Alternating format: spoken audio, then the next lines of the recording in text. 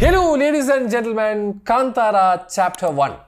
And this is directed, written and acted by Rishabh Shetty. എൻ്റെ പൊന്നണ്ണ, എങ്ങനെയാണ് ഡയറക്ഷനും അഭിനയവും ഇങ്ങനെ ഗംഭീരമായിട്ട് ഒരേ സാധനം ഒരേ ടൈമിൽ ചെയ്യാൻ പറ്റുന്നത് എനിക്ക് മനസ്സിലാവില്ല. നിങ്ങൾ വല്ല ക്ലാസ് വല്ലതും എടുക്കുമെങ്കിൽ ഞാൻ വന്ന് പഠിക്കാൻ കേട്ടോ. കാര്യമായിട്ട് എനിക്കൊന്നും അറിഞ്ഞാൽ കൊള്ളാമെന്നുണ്ട്. എങ്ങനെ ബ്രോ ഒരു ഡയറക്ഷൻ എന്ന് പറയുന്നത് തന്നെ ലോകത്തിലെ ഏറ്റവും ടെൻഷൻ ഉള്ളതും ഏറ്റവും സ്ട്രെസ് ഉള്ളതും ഭയാനകമായിട്ടുള്ള നമ്മളുടെ ഫുൾ ഫോക്കസും അറ്റൻഷനും എവ്രിതിങ് ഉള്ള സാധനം ഒരു സ്ഥലത്ത് അതിൻ്റെ ഇടയിൽ ബ്രോയിൻ്റെ വേറെ ലെവൽ അഭിനയവും. ഇത് രണ്ടും എങ്ങനെ ഇത്ര ഗംഭീരമായിട്ട് ചെയ്യാൻ പറ്റിയത്? അതുപോലെ തന്നെ ഇതിൻ്റെ റൈറ്റിങ്ങും കിടിലം.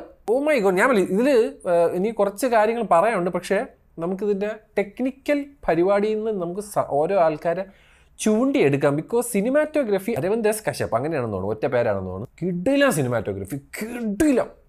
ഓ, ഇതിൻ്റെ ടെക്നിക്കൽ ടീമുണ്ടല്ലോ, ഇന്ത്യയിലെ ദി ബെസ്റ്റ് ടെക്നിക്കൽ ടീം.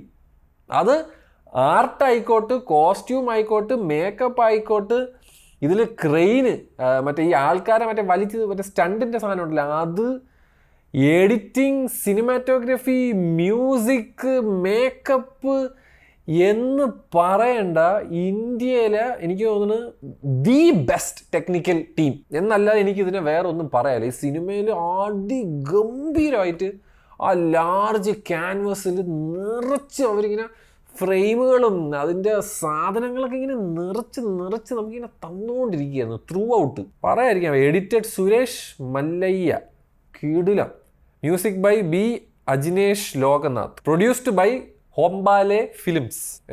ഓരോ ടെക്നിക്കലിയിലുള്ള ഓരോ ആൾക്കാരും അവർ കൊടുത്തിരിക്കുന്ന വർക്ക്, ഇതിൻ്റെ സൗണ്ട് മിക്സിങ്, ഇതിൻ്റെ കളറിങ്, ഇതിൽ ഫോക്കസ് പുള്ളി ചെയ്ത ചേട്ടൻ, ഇതിൽ ചായ കൊടുത്ത അണ്ണി, എല്ലാവരും പൊളി.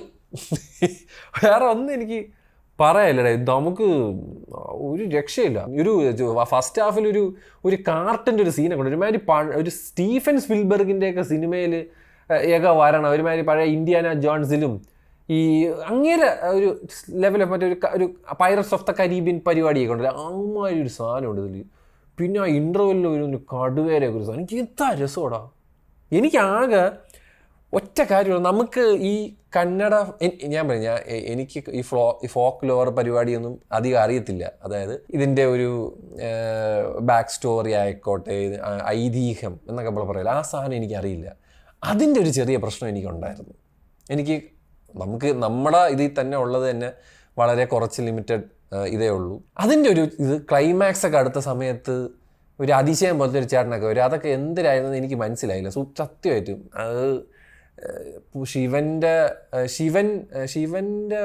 ഭക്തരുടെ ഇടയിൽ ഈ അസുരന്മാരുണ്ടെന്ന് പറയണേക്കാം. അപ്പോൾ അത് ഒരു അസുരനായിരുന്നു, അങ്ങനെയൊക്കെ എനിക്ക് ഒരുപാട് ചോദ്യങ്ങൾ ഈ പടത്തിന്റെ ക്ലൈമാക്സിലുണ്ട്. ബട്ട് അതൊക്കെ വിട്ടിട്ട് പടമായിട്ട് പോയിരുന്ന് കണ്ടു കഴിഞ്ഞാൽ ഒരു പക്ക ഫാൻറ്റസി പടം കാണുന്ന രീതിയിൽ. ഇത് ഫസ്റ്റ് പാർട്ട് പോലെയല്ല, ഇത് പ്യുവർലി ഫാൻറ്റസിയാണ്.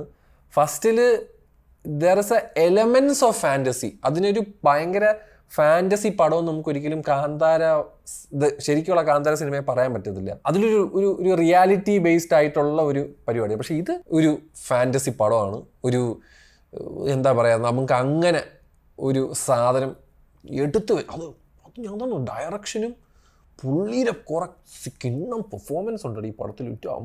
ഒന്നും പറയാനില്ല. പക്ഷേ എനിക്ക് ഫസ്റ്റ് കണ്ടപ്പോൾ കിട്ടിയ ഒരു സാധനമുണ്ട്, ക്ലൈമാക്സ്. അത് ഇപ്പോൾ കണ്ടാലും എനിക്ക് ഇതിൻ്റെ രോമം എണീക്കോടെ. അതെനിക്ക് എന്തോ എനിക്ക് ഈ പറയണ കൺഫ്യൂഷൻ ക്ലൈമാക്സിൽ വന്നത് കൊണ്ടാവാം. ബട്ട് ഇറ്റ് വാസ് പൊളി.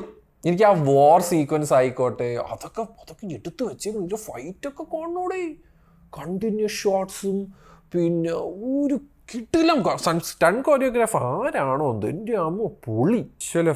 വിഷ്വൽ എഫക്ട്സ് പൊളിയായിരുന്നു. വിഷ്വൽ എഫക്ട്സ് ആ കടുവയും ബഹളവും ഒക്കെ കിടിലുമായിരുന്നു. സ്റ്റണ്ട് ടോഡോർ ലസാറോവ് എന്നാണ് IMDbയിൽ കൊടുത്തേക്കണം. Action director, fight choreographer, second unit director.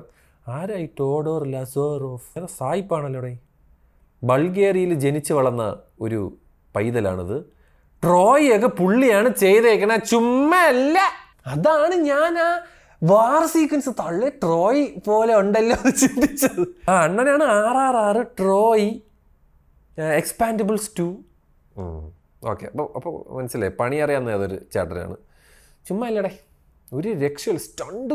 Stunt മാത്രമല്ല, ഈ സിനിമയിൽ എന്തുമാത്രം ആൾക്കാർ, എന്ത് രസം അവിടെയത്.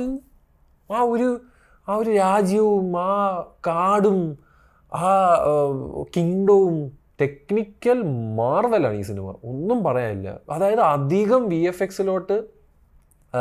നിൽക്കാതെ അവരെ മാക്സിമത്തിൽ സെറ്റിട്ടും കാട്ടി പോയും ഒക്കെ അവർ ചെയ്തു. അല്ലേ, വിഷ്വൽ ഇഫക്ട്സ് വളരെ രസമായിട്ടാണ് ബ്ലെൻഡ് ചെയ്തേക്കുന്നത്. ആ കടലും പോർട്ടും പിന്നെ ഈ ഞാൻ പറഞ്ഞ ഈ കടുവയും അങ്ങനത്തെ കുറച്ച് മറ്റേ മരപ്പട്ടിയും അങ്ങനത്തെ കുറേ സാധനങ്ങളൊക്കെ ഉണ്ട്. Loved it. ഞാൻ പറഞ്ഞില്ല, തിയേറ്ററിൽ ഞാൻ എൻജോയ് ചെയ്ത് കണ്ടൊരു സിനിമ തന്നെയാണ്. എനിക്ക് ഫസ്റ്റ് ഹാഫും സെക്കൻഡ് ഹാഫും ഒക്കെ ഇഷ്ടപ്പെട്ടു. എനിക്ക് ആ ടുവേർഡ്സ് ദ ക്ലൈമാക്സ് എന്താണ് അവിടെ സംഭവിക്കുന്നതെന്ന് ഒരു ഭയാനക കൺഫ്യൂഷൻ വന്നു. ബിക്കോസ് ഞാൻ പറഞ്ഞില്ല, നമുക്കിതിനെപ്പറ്റി എനിക്കറിയില്ലേ, എനിക്കതിൽ പറയണതിലൊന്നും യാതൊരു മടിയുമില്ല. എനിക്ക് ആ ഫോക്ലോറോ അല്ലെങ്കിൽ ആ സ്ഥലത്തൊക്കെ ഉള്ള എനിക്ക് അങ്ങനെ ആരെങ്കിലുമൊക്കെ ഉണ്ടെങ്കിൽ നിങ്ങൾക്ക് ധൈര്യമായിട്ട് നിങ്ങൾ കമൻറ്റ് ബോക്സിൽ വന്നിട്ട് എനിക്കൊരു ക്ലാസ് എടുത്ത് തരാം. അതാകുമ്പോൾ എനിക്കും വായിക്കാനൊരു ഇൻട്രസ്റ്റ് ഉണ്ടാവും. But it's a must theatrical watch. Strictly പിള്ളേരൊന്നും കൊണ്ടുപോകരുത്. കുറച്ച് ബ്രൂട്ടലായിട്ടുള്ള കുറേ സാധനങ്ങളുണ്ട് ഈ പടത്തിൽ. പിന്നെ നിങ്ങളുടെ പാടാണ്, നിങ്ങളുടെ കുട്ടികളാണ്. പക്ഷേ എനിക്ക് തോന്നിയത് ഇറ്റ്സ് ഹൈലി ബ്രൂട്ടൽ, ഭയാനക കുറേ സാധനങ്ങളുണ്ട്. ഞാൻ തന്നെ കണ്ട് എൻ്റെ കണ്ണൊക്കെ തള്ളി ഒരു ഇൻ്റർവെല് കഴിഞ്ഞിട്ടുള്ളൊരു സീക്വൻസിൽ. Please bear that in mind. But Kantara 2 അല്ലെങ്കിൽ Kantara chapter 1 was too good. Chapter 2 ഞാൻ കട്ട വെയിറ്റിംഗ് ആണ്. ആൻഡ് പ്ലീസ് ഇതിനെ പറ്റി അറിയാവുന്ന ആൾക്കാർ ഡെഫിനറ്റ്ലി കമൻറ്റ് ബോക്സിൽ രേഖപ്പെടുത്തുക. ആൻഡ് നിങ്ങൾ സിനിമ കണ്ടവരാണെങ്കിൽ നിങ്ങളുടെ വിലയേറിയ അഭിപ്രായവും താഴെ പറയുക എന്ന് പറഞ്ഞുകൊണ്ട് ഞാൻ പോണടേ. Take care, bye bye, love you all.